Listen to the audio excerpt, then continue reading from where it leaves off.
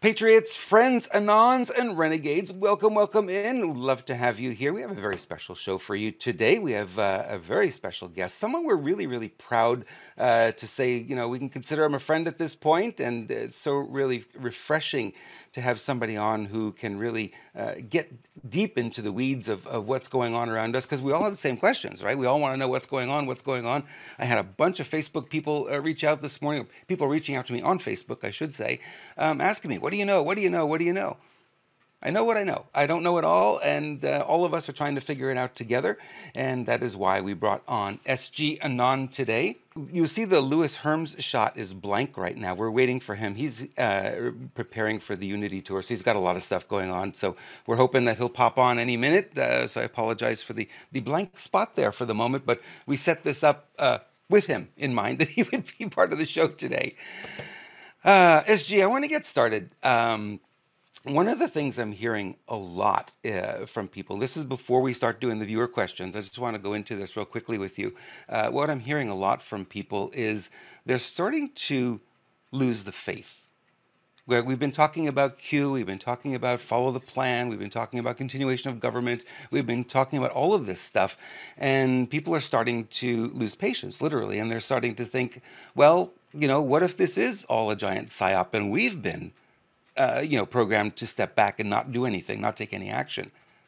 What do you think about that? How would you answer that when people respond like that? Respect to the issue of low morale and patriots having a tendency towards that mindset and that temptation at this stage in the game, I want to highlight, Robert, that that's perfectly normal.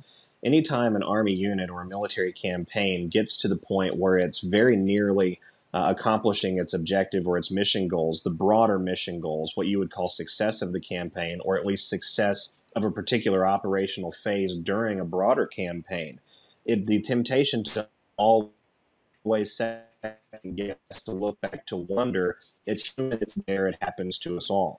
And yet at the same time, I would remind patriots out there that we have categorical proofs over the last 36 months alone that confirm, I believe, beyond a shadow of a doubt, that we are winning in this broader conflict, that patriots are in control of key arenas, key initiatives, and key sectors, and that what we are seeing played out before us, in some regards, may be more of illusory than real, and in other regards, the real components are being flushed out of the corrupt system. We're literally forcing the system to purge itself.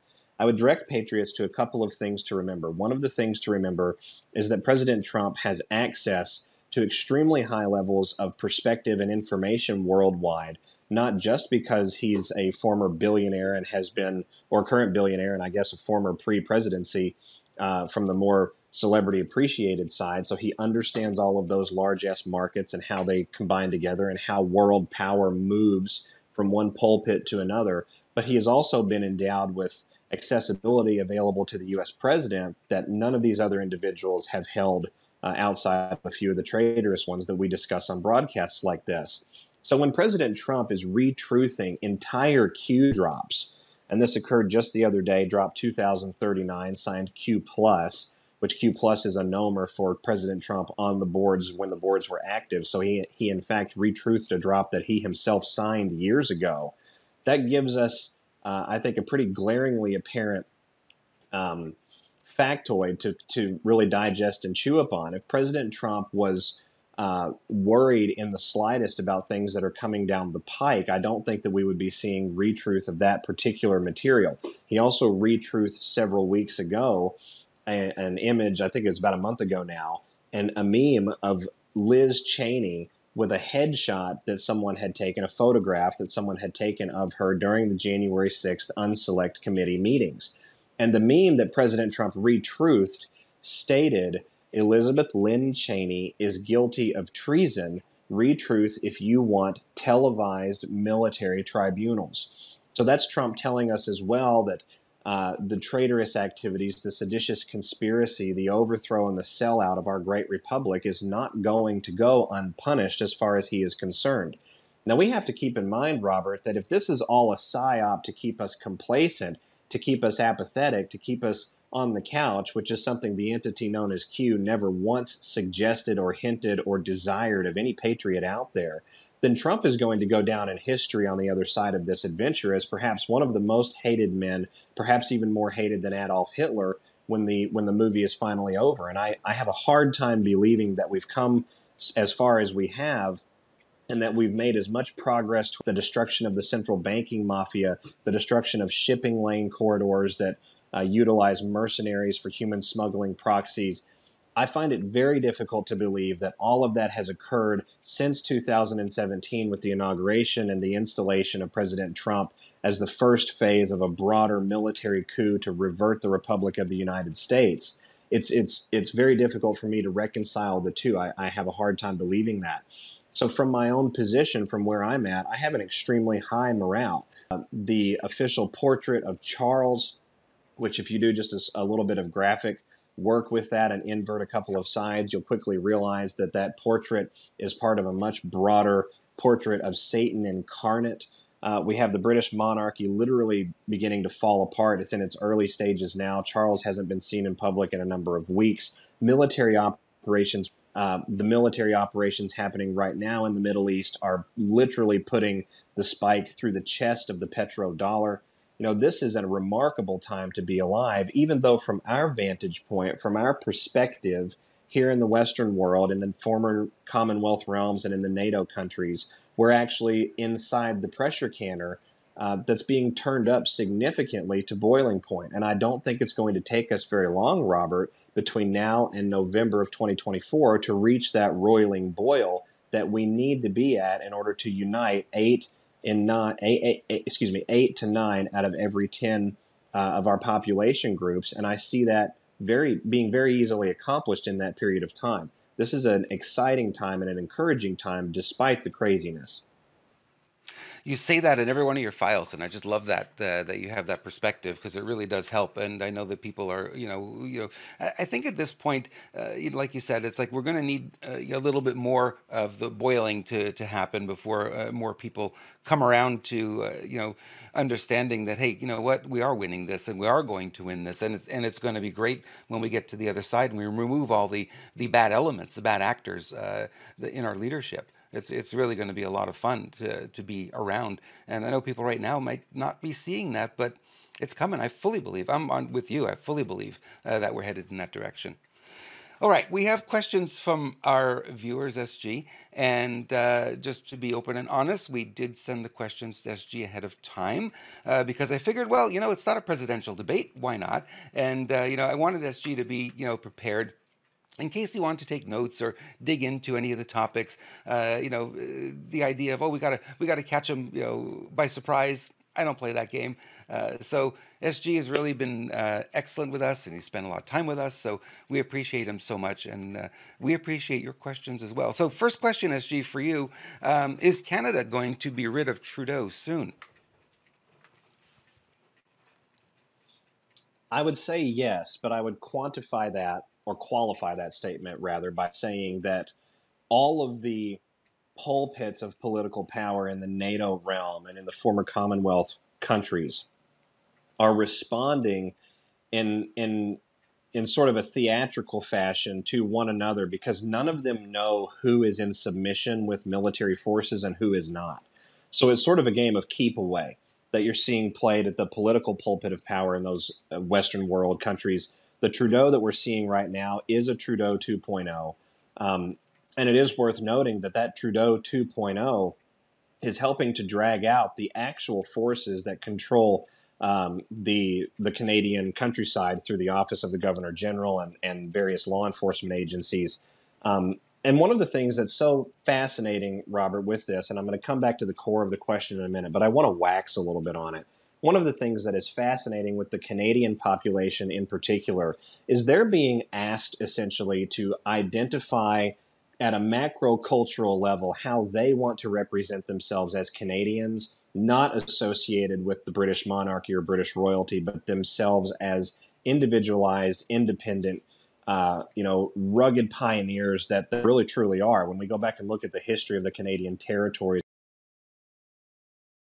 those English settlers and those Americanized settlers that later blended, and even the Dutch too, that later blended and became the Commonwealth component of the Canadian countries, they did such a fantastic job of pioneering that lifestyle and that country building together, even though it was done through auspices that we now understand were a little bit different. And the same is true down here in the United States, just south of the border. We have to admit that there's a question of cultural identity that's being presented to the Canadians and to the English and the Irish and the Scottish as well. This theme is sort of being played throughout all of those really heavy-handed former monarchy realms. So looking then at the biological pathogenic activities that have happened up on Canadian soil, that have happened in the Yukon territories, British Columbia, the northern portions of Alberta, and all of the way over to the eastern provinces near Manitoba, Prince Edward Island, etc. We have to acknowledge that Canada, like England and like the United States, is heavily, heavily involved in the military-industrial side of the entirety of our problem. And so the Trudeau installation has served a couple of different purposes. It has neutered the deep state's ability within inside Canada to continue forward in the sense of controlling and stabilizing forces that would keep the Canadian population asleep, such as inflation. We've seen the Canadian population really rise up worldwide with respect to their cost of goods and their cost of living.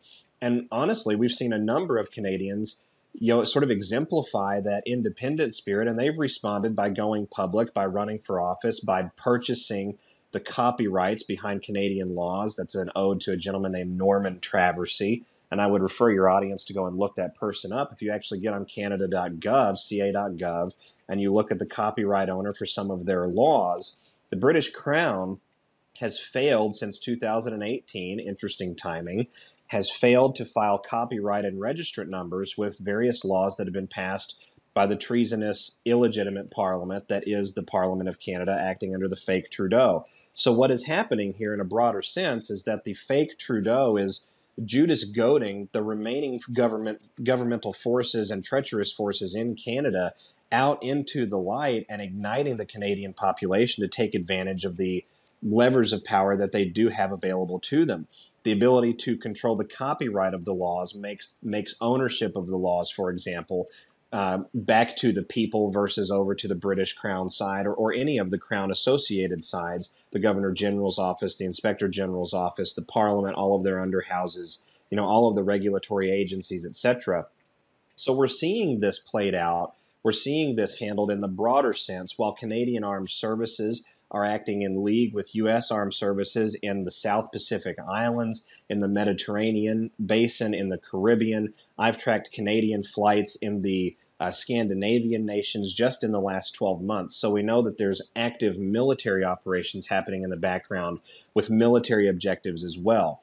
So this is a really long answer to come back to the question, is Canada going to be rid of Trudeau soon? And the reason I say yes is because we're coming up on the presidential election of 2024. We're coming up on the reinstallation, the reconstitution of our republic here under President Trump. President Trump has promised to obliterate the deep state. President Trump also proctored and brokered a trade treaty between the United States, Canada, and Mexico. It's the USMCA treaty that outlines law enforcement as it pertains to corruption and the requirements of the parties that are party to that treaty to come to one another's aid if there's requested assistance. So we would be in a position here in the United States as of November to do exactly that. And we've seen petitions made to the U.S. Embassy, to U.S. JAG, to U.S. governmental forces, to the U.S. consulate services, to the Canadian JAG, to the Canadian consulate, the Canadian Governor General's office.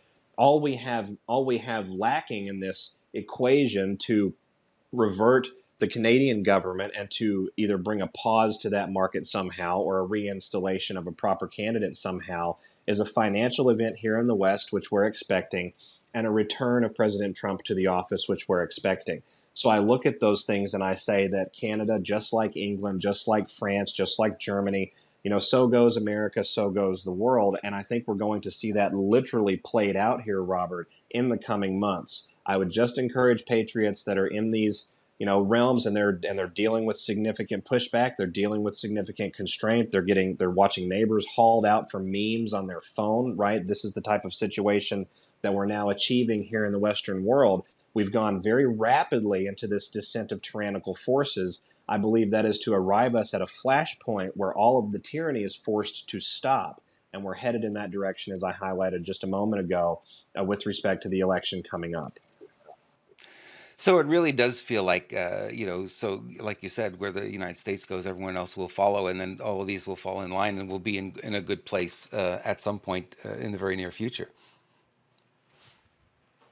I very much believe that to be the case. And I fully understand, too, for the audience out there, especially those that are in Britain right now, the obvious question on everyone's lips is how can these types of things be occurring if our military forces and patriotic actors are in control or even at the game board, much less in control? And I would remind everyone out there the main objectives of the goals here are to unentrench two things: the deep state control of our mechanisms of power, which are our election systems, our regulatory agencies, our unelected arms of government that serve as policy enforcers over top of us, and the occultic practices that drive the corruption in the first place. With that broader objective, that broader goal worldwide, that includes the elimination of things like human smuggling.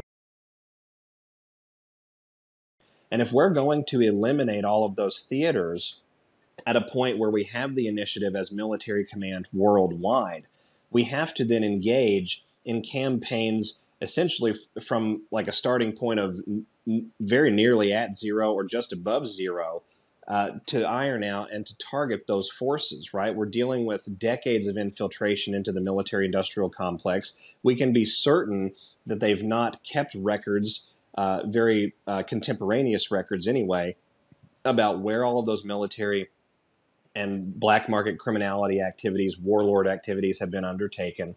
But when we look at things like, what's happening in the British countryside, for example, we know that the British domestic situation is nearly 70 million people at this point, facilitated of a massive migration amount over the last few years. Nearly all of that has been coordinated by NGOs, globalist institutions, yep, the same agencies, the same groups, the same pulpits of power that are currently facilitating a military-grade invasion at the U.S. southern border. So while this is occurring, what is the military doing? That's the question. I would purport to say that we have mapping operations ongoing 24 hours a day, every day of the week, in all domains worldwide. We have reconnaissance operations ironing out where all of the feeder nodes for the criminality is going in each regional arena, and then each macro-continental arena worldwide. While these events that we're currently seeing are happening in England, we have a tweet put out by, let me see here, by the Defense Operations, the Defense Ministry of the UK. This tweet put out on the 29th of July, so almost 2 weeks ago now. British Army personnel from the 1st Ranger Division, which is a special operations capable division, have completed exercises in the jungles of Brunei. They trained to master jungle warfare and tracking whilst battling against the extreme heat and challenging environment. Well, Brunei was placed on the 24th of June, just a month prior to that release from the British Ministry of Defense online. They were placed alongside Sudan by the U.S. State Department of all arenas. So we have to look at and acknowledge that even though the situation in our faces, in our backyards, here in our living room, in the NATO Western world is bleak and getting seemingly more and more turned up, and this applies to the Canada, the group of Canadians that we were just talking about a moment ago with reference to what's happening with Canada, we have to remember that our military forces have to handle the prioritized military objectives first. We can take it. We're strong here in the Western world. We've been strong and liberty-minded all of our lives. We have an ethos about us that allows us to live through a military-civilian, multi-dimensional campaign. And we have to acknowledge that while we're putting up with that, our glorious military forces are going around the world in pocketed regions of influence, oftentimes by night in special operations format. That's not the only thing that they're doing, but we have evidence from the British Ministry of Defense just in the last 14 days that those operations are still ongoing. Fascinating. Lewis joins us. Hey, Lewis, how are you? Busy as hell, but it's so good to be here with both you. SG, how are you doing, sir? Blessed, my friend. Welcome to the broadcast. Hope you're doing well. Good, good, yeah. Doing good. Lewis, this might be a good time for you to drop that question in that we got from one of our viewers. Because this really ties into what SG's just been talking about here with the military operations going around the world here. Yeah, I was just thinking about that. So great. In fact, I pulled it up. Boom. Symbiotic thinking between Robert and Lewis. Here, Always. here it is. This is one of our moderators. She's been with us for years, and her friend had a unique experience. She says, "My friend and her husband were driving south on the 101 to the 405. By the way, that's the busiest intersection in the world. They said a military helicopter stops all traffic, and as six buses, sorry, with flashing lights, police escort transition to the 405 south. Buses drive in the carpool lane while the escort is alongside them. Entry ramps into the freeway and also blocked. They also said the Waze app actually stopped working because it claimed it had no internet connection at the time. Um, and the buses finally exited somewhere around the 105-91 freeways. What's your take on that? Because we keep hearing issues like this. In fact, another one is just over Ventura. There was a bunch of helicopters and Coast Guard helicopters that aren't normally there, and I'm very familiar with that area and the tracks that they fly in, and they were completely out of space to normal, and that's inside the United States. What's your take on that? My take on that, Lewis, and your audience out there is probably going to be very familiar with this style of topic and coverage of conversation because this is the fundamental nature of how you spot the espionage war. This is how you see the silent war that's occurring right before our very eyes. And my thoughts on that are that you have interdictive law enforcement operations, has a government mission, and under the DoD's own guidance, law enforcement agencies at every level are DoD partners during continuity operations when FEMA and Pentagon Protection Force are both involved. And that has been activated here. And a number of other areas of military authority have been activated because of Trump's executive orders, a great deal of which are still in force today. So when we look at what's happening with that just situation you just described, it lines itself very closely, or aligns itself, I should say, very closely with a post that was put on my Truth Social not 3 weeks ago, discussing how a gentleman in rural Indiana was fueling at a gas station and 4 National Guard Humvees pulled into the gas station. All of them began putting gas in at available gas pumps, and he looked around the pump and looked at one of the personnel who was standing there, probably a youngling, a grunt, I would imagine, a corporal, maybe somewhere in that regard, and made the statement, "Nearly that time." And the National Guard personnel looked over and responded, "Yep." And that's all that happened. And then the commanding officer of those 4 Humvees immediately walked over upon hearing one of the personnel speak and began shouting, "No talking." So when we look at what's happening here, we have to understand that military operations inform the behavior of the crazed deep state opponents that are in our faces all day long. We're seeing the political pulpits put out. We're seeing the presidential debate exercised in a continuity fashion here in the United States of America, but primarily very closely aligned with prior election cycles. And I think that's a consciousness preservation operation. I think the exact same thing is occurring in Canada. The exact same thing is occurring in the UK. But what it is also doing is it is writing for the written record, the history books, who is actually going to not only be responsible for all of the problems going forward, but who is going to ultimately breach that fourth wall, if we will, and deploy militarized forces inside the borders of NATO nations. And I think you've seen a preparation for the same being handled by United States Special Operations Command, various supportive agencies of U.S. military forces, the British SAS being involved in that, the British Army being involved in that, the Canadian Special Services being involved in that. I think we're setting up a situation where you will see some sort of fourth wall breakage that will accompany a coup, not against we the people, but on behalf of we the people, to preserve the flow of humanity into the future. Yeah, that's that's interesting and beautifully said. I'm going to tag onto that, Robert, and then I'll let you ask the next question.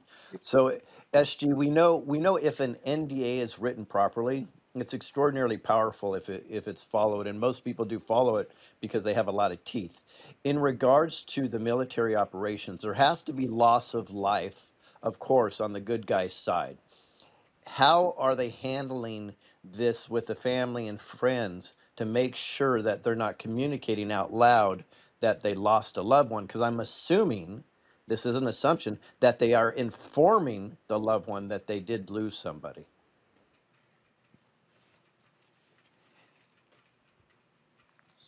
You know, Lewis, that is a really difficult question. That might be one of the more difficult questions that anyone has ever asked me on an open broadcast. Um, to be perfectly honest, my true answer is I'm not fundamentally sure.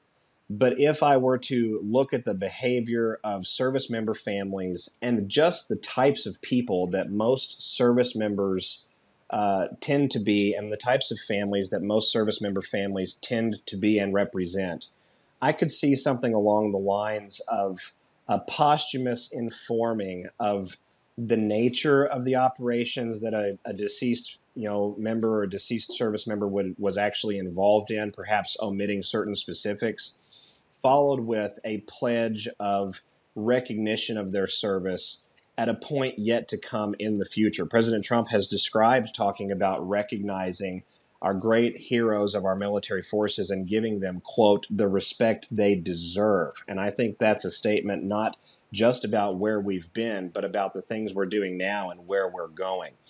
With respect to the NDA component, I think you nailed it on the head. All of these families would be required, if they were informed of these types of things, and especially if they lost family members or friends in an ongoing operation, they would have to sign an NDA of some kind that states that they can't tell the world what happened. They can only say that there was a loss of life. And I think we've seen a lot of that. We've seen that happen with Afghanistan, but everyone has stuck to a very particular script. All of the families have.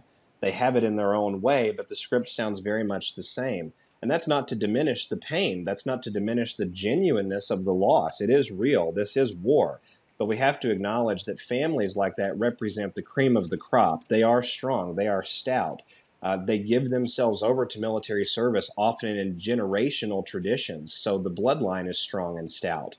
I can only assume, and it would be an assumption, that those individuals are capable of sitting upon information that is critical to U.S. national security and the survival of the world if they have an understanding of just how serious that information is. Wow, that's excellent. Robert, let me ask one more question because Yeah. as you know, I have to go do an interview. I've got 50 interviews in the next 17 days. Yes, 17. So, um, which is all about the Unity tour. So SG, then here's the deal. As you probably know, I've studied and delivered a lot of information on I call it corpocracy because I just get rid of one syllable. Everybody else wants to call it a corporatocracy. That's fine. It's a corpocracy and fifth generation warfare. What I've noticed is through the Freemason system, the compartmentalization is epic, and that's why it works so well. And then I've noticed that they use the same exact thing within the corporate 1,000 companies. This is an assumption, and maybe you can clarify. I'm assuming that the operation going on from the good guys right now is so epically compartmentalized that it really is almost impenetrable to leak information based on the way they operate. Would you say that's a fair assessment? I would say that's a fair assessment and the only way that you could accomplish the style of military operations nodes, but primarily allowing the beast to knock its own self down. It's like capping someone, but they take their own life, right? And so we've seen that happen here, I think, in an ongoing fashion. And the only way you can maintain that is through highly compartmented, extraordinary operations where everyone would have one piece of a 10,000 piece jigsaw puzzle.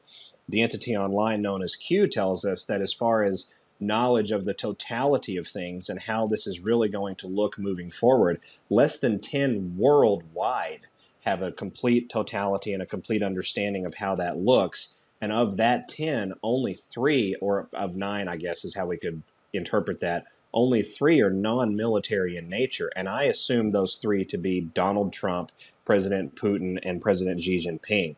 Now, I could be wrong about that, and I would gladly, take the licks moving forward if I am wrong about that.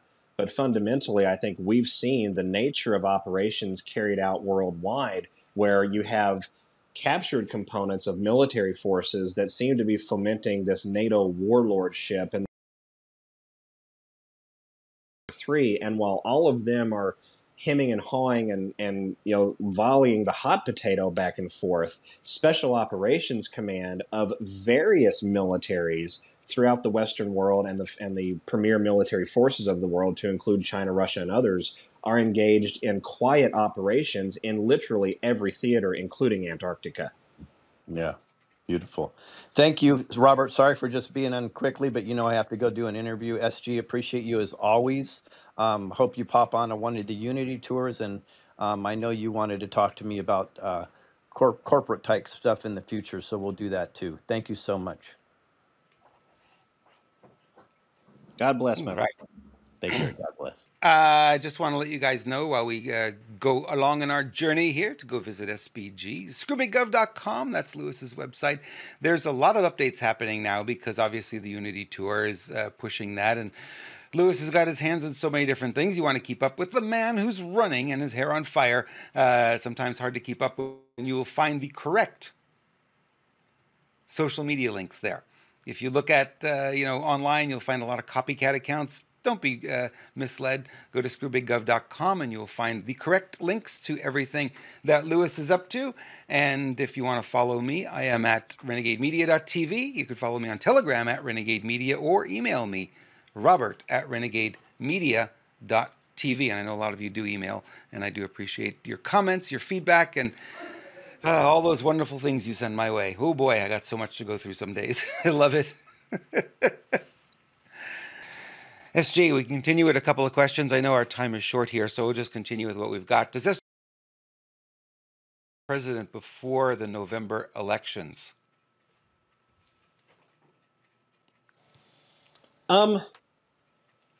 Stepping down, no. I still think that we're looking at a 25th removal. Robert, I am not above and have never been above augmenting my position on things as we go forward in this irregular war and we gain more and more clarity, more and more information, and greater hints and clues from Trump and Putin and Dan Scavino and Jason Miller and others in Trump's orbit who have, a deep understanding of how these things are playing out. And Trump himself stated, I believe it was on an interview just a few days hence, that it wouldn't surprise him if Joe shows up at the Democrat National Convention and tries to take the nomination back. And if we were to see something like that, we would witness literal infighting. It would literally be not an exaggeration to say a Democrat civil war brewing of some kind within their own party. And we could see the 25th Amendment utilized by Harris and the cabinet to get Joe out of the way. President Trump told us way, way back in 2020 and 2021 that the 25th Amendment didn't concern him, but it was going to be a problem for Joe.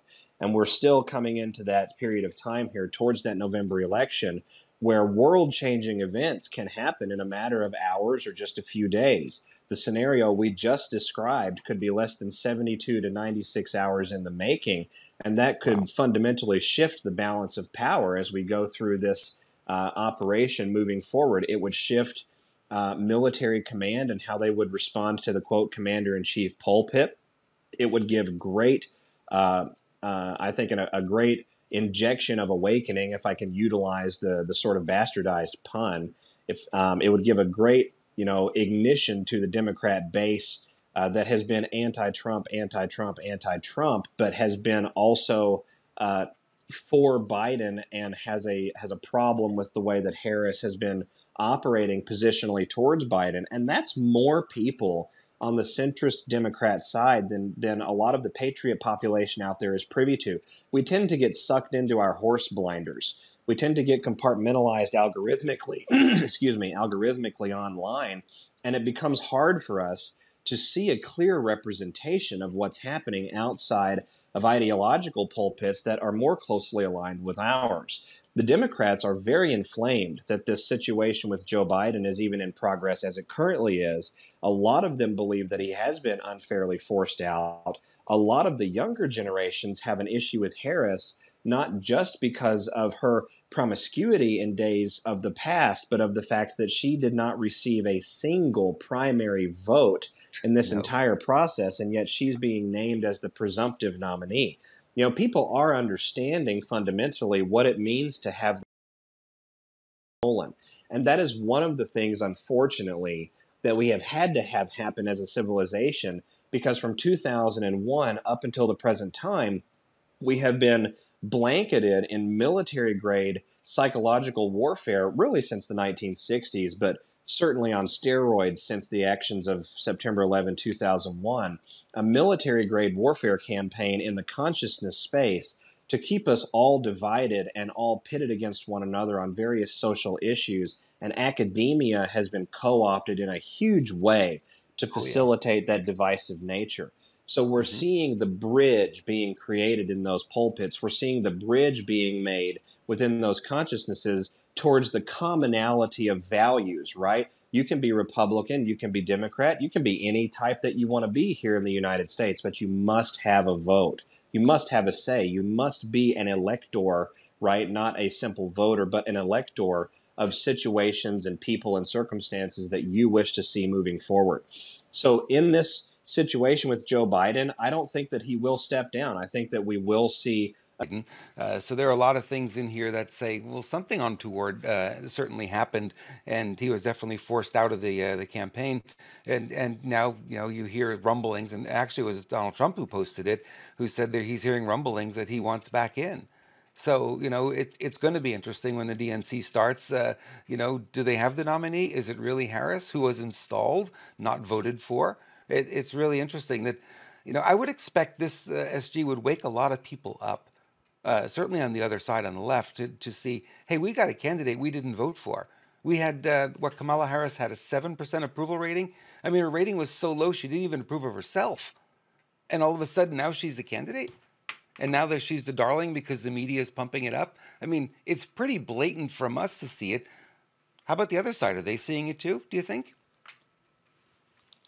They absolutely are. That's sort of the overarching point of what I was trying to iron out a moment ago. People are seeing it. The Democrat base that was formerly anti-Trump and very vigorously anti-Trump, a lot of them are in the Trump camp now, and a great many more are starting to really come around. They're starting to understand that they're having their decisions at the political levers of power being made for them, not by them. And that's something that is fundamentally offensive to the concept of liberty at a human spiritual level. Right? This transcends political divides, and people are beginning to understand that.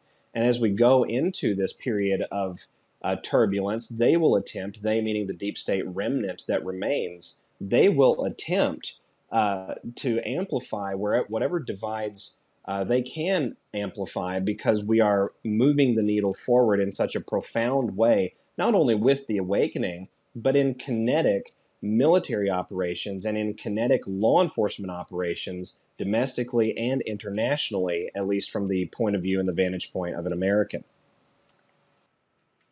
We had said, and I think you had mentioned this on one of your files way back when, that there's going to come a point where you're not going to hide anymore the covert military operations, and we're starting to get that, starting to see more examples of that coming up. So I think you were right about that. I think we're certainly moving in the direction where you can't hide it anymore. Now it's going to be out in the open, and more are going to see it, and that's going to only help transition a lot of people from, being a Biden or Harris supporter to being a Trump supporter.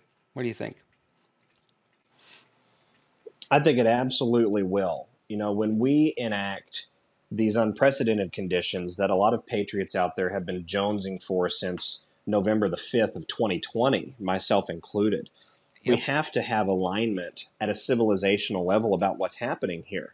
We're moving into territory that a lot of us are going to have justifiable trepidation about. We're moving into territory that we've never written before. This is history that we're penning for the first time here in the United States, and we're penning it outside of the corporocratic lens that Lewis referenced a moment ago earlier. That's been our lens on a lot of our history for over 100 years. So this is a truly unprecedented, truly original time. We need the maximum amount of unification at a civilizational level if we're going to rebuild the damage that has been done in blue states, not just by the last 4 years, Robert. Look at what they've done to Los Angeles just in the last 30 years. Look at San Francisco going back to the 1970s, one of the beacons worldwide and one of the cleanest cities. Detroit, a good example 100 years ago of a burgeoning clean metro that created immense wealth. And so looking at this and cross-comparing where we're going to where we're at now, we need all hands on deck. It can't just be Republicans. It can't just be the liberty-minded people out there. It has to be everyone believing in a commonality of at least one particular mission, which is to make this country great again, to make our nation safe again, and to give ourselves the type of country that our forefathers have promised, or had promised, I should say, but didn't fully understand what had actually occurred to take it away to begin with. We're reverting a lot of things. We're moving through a great period of change here in the Western world in a very rapid, expansive time. We're looking at what? This is just now combined that to do as much as we could with control of the executive to get us prepped and ready for this period of unusual warfare and destabilization of the corporocratic fiction that is United States Inc. and the worldwide empire of the three cities. We really do need everybody, as Britons, as Americans, as Canadians, as Frenchmen, as Germans, right? We need everybody all hands on deck with our respective nations so that we can restore a proper balance of power and have a correct interaction with one another at that international level. That's really what we all want. Beautifully said. I know time is short. Do you have time for one more before we wrap? Certainly. Okay. This one's kind of interesting because it brings up the Supreme Court. Will SCOTUS return Trump to office before the end of August? Not necessarily caring about whether or not they're going to return Trump, but is SCOTUS really going to play a role? We started to see a little bit that they're starting to play a role, but not a lot yet. What do you think? This is a very interesting question, and I want to stress for the audience out there that I have opined on SCOTUS before, but that was with a much different lens and the ability to volley some information off a late gentleman I termed my mentor. So I've really strayed away from opining on SCOTUS inappropriately because I think their role in this broader continuity of operations plan or continuity of government mission that's going on is sort of like the role that is being played in the international finance world. Very tight-lipped, very close, because it's going to be pivotal as we go forward. I would not be surprised whatsoever if we saw SCOTUS issue a decision, not in August, but in October, about some sort of response from the financial world and the financial markets. We could see a crash event in response to that announcement, the likes of which we've never seen before, because such a decision would immediately invalidate the entirety of the last 4 years and would install Trump as a lawful president as a result of the various information that's been put forth. That is entirely possible, but I can't say that it will or won't happen. I don't think we're going to see anything of that gravity happen in August, however. I think August and September will be the time in this timeline towards November, Robert, where we throw that burner all the way up to the highest setting it'll go. We talked a little bit about that earlier on our broadcast about turning the pressure up and turning up the heat. We're already at 200 plus degrees when we're referencing boiling water in the Fahrenheit scale. We only need to achieve 12 more, and I think we can do that very easily. Once we achieve that, and the Chinese-Taiwan campaign and other things in the Middle East and all of these events that people are looking on with and concerned about, we could achieve that with the explosion and expansion of all of those things in a relatively short amount of time. 60 days is not a long period of time in the lens of the longitudinal lens of history. And if we saw SCOTUS, which has essentially made itself part and party to treacherous activities from 2020 until now, if we were to see SCOTUS reverse course on that for the history books, it would preserve the legacy and the institution itself of the Supreme Court judiciary of the United States of America. And it would also mean historically and in a legal sense that we did everything in America by the book. And that would not surprise me whatsoever, Robert. I think that that's necessary for the American consciousness. I don't think we can make it as a republic into the future if we're going to run into the future question of how, of the legal status of how we arrived at where we are.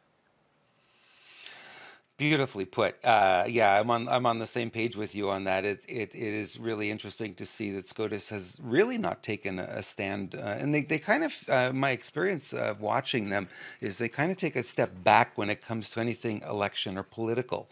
They tend not to get involved. They don't want to get involved. They'll say, "Oh, you don't have standing in this case," just so they don't have to hear it.